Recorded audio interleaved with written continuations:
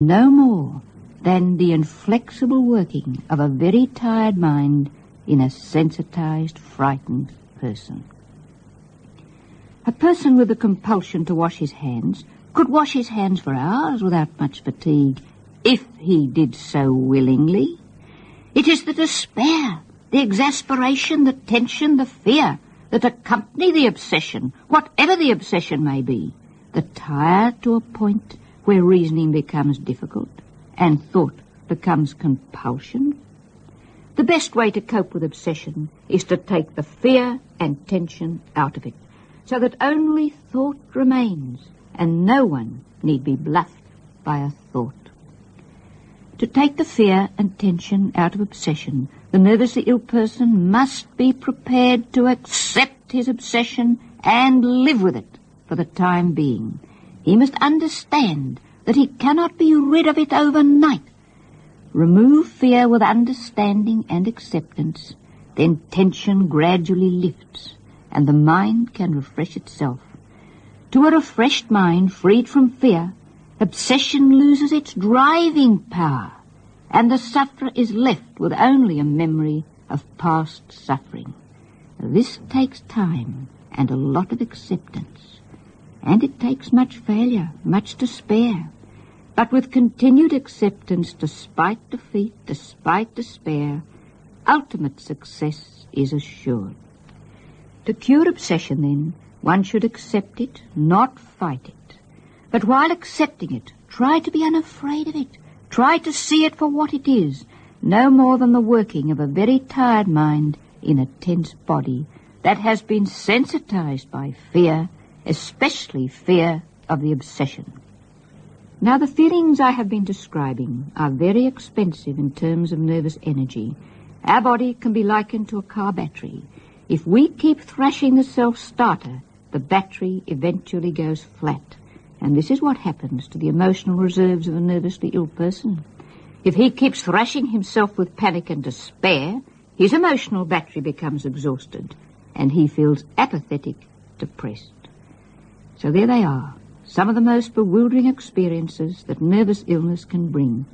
And yet, can you see how simply they can arise, and how easily one may lead to the other? No mystery here, no need for bewilderment. The nervously ill person should accept every strange aspect of his illness, accept his strange thoughts, however strange, and realize that they are only thoughts and that he need not be bluffed by thought. Acceptance gives his body a chance to calm itself, if only a little at first, at least enough to begin desensitization, enough to begin the process of recovery. As sensitization lessens, emotional reaction becomes less acute, and so it loses its power to disturb, to distract, and then thinking becomes easier. Decisions can be made, and confidence regained. The person recovering this way is no longer so suggestible to the opinions of others, and as he regains confidence, as he sees how acceptance works, he is no longer so vulnerable to his own destructive suggestion that he will never recover. Indeed, he glimpses at last the way out of his darkness. As bewilderment lessens, and he finds less and less to be anxious about, introspection lessens, and interest in the outside world returns, so that the feeling of unreality gradually disappears. And as interest returns, depression lifts. He is beginning to be his old self once more. Just as each step led into nervous illness, now each step leads out of nervous illness. With the healing that understanding and acceptance bring, the pattern unfolds once more, step by step, but this time toward recovery. The talk to follow will be about depression. So far, I have been mostly concerned in these talks with people made ill by fear of the state they are in, by fear of what their nerves are doing to them, rather than by fear of any particular problem. Of course, there are many people who have been made nervously ill and kept ill by some apparently insoluble problem, by some conflict, sorrow, guilt, or disgrace. However, The advice given in these talks on how to cope with the physical symptoms and the strange experiences of nervous illness will help people cope with themselves while they try to cope with their particular problem. Now, I have stressed again and again the folly of fighting one's nervous symptoms. I have shown how much nervous illness may be started and kept alive by fighting. I stress this because there is such widespread misconception today that one should fight one's nerves. Friends, even some doctors, don't hesitate to say, "You'll have to fight this thing, old man. You mustn't let this get the better of you." And this advice is often given in a tone of voice of doom to follow if it is not obeyed. But fighting the way a nervously ill person invariably fights means more and more tension, therefore more and more suffering, and so more bewilderment, more fear. Bewilderment and fear can themselves create nervous illness, so the advice to fight one's nerves can be more damaging than helpful. You might well ask, but what of depression? Surely this is the one illness we should fight. We can't let depression get a hold on us. We must fight depression. My answer is still the same. There is a far better way of coping with depression than by fighting it.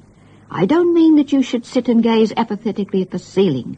I mean something very different from apathetic ceiling gazing, as I will now show you.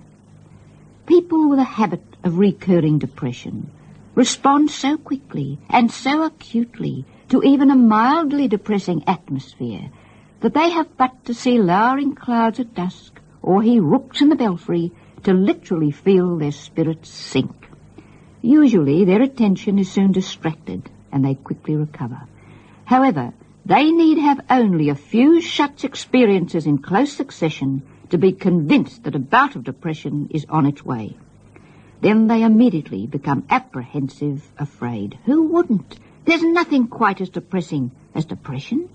And because depressed reaction usually comes when such people are overtired, the added strain of apprehension and fear of depression drains their emotions still further and so makes depression more likely to descend. Let us look closely at such a person and see the mistakes made, mistakes that not only invite depression, but prolong its visit. You will see that these mistakes arise very much from trying to fight first the thought of approaching depression, and then from trying to fight depression itself.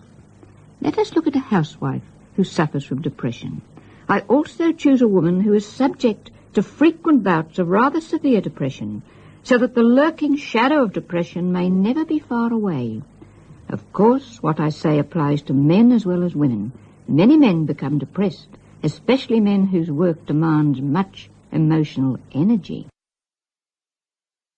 First, this housewife, whom we are about to consider, dread and fears depression, so that when she feels one of her bouts approaching, she may rush feverishly through her work, trying to fill each moment, so that she will have no time to think about that hovering cloud. The fight has begun. And when her work is finished, she is so afraid to be alone, occupied with her thoughts, her feelings, she's off visiting one friend after another. She's off to the cinema, away to the supermarket, rushing here, rushing there, trying to forget the state she is in, trying to push away the threat of depression. But all the time, even when out, she watches herself apprehensively, thinking, "Oh, my goodness, is it still there? I hope it won't come back when I get home." It is difficult to forget something while trying so hard to forget. The best way to remember is to try too hard to forget. So by feverishly rushing around, trying to ward off depression, trying so hard to forget that it threatens, this woman may succeed only in emphasizing the threat. Also, agitated rushing is very tiring, so she becomes overtired, tense and irritable. Putting on an act before the family is also a strain, so the tension mounts and gradually brings sensitization. And the wave of fear she feels then, when she thinks of approaching depression, becomes more and more acute. This spasm of fear comes in the pit of her stomach, in the exact spot where she feels the sinking feeling of depression. Indeed, there's so little to choose between these two feelings, fear and depression, that as the fear mounts, She translates this feeling of fear into the feeling of depression itself, and is finally convinced that depression has arrived. At this point, she despairs, and despair is the finishing touch. She has but to feel one flash of utter despair to at last admit to herself and to the family that she really is having one of her bouts.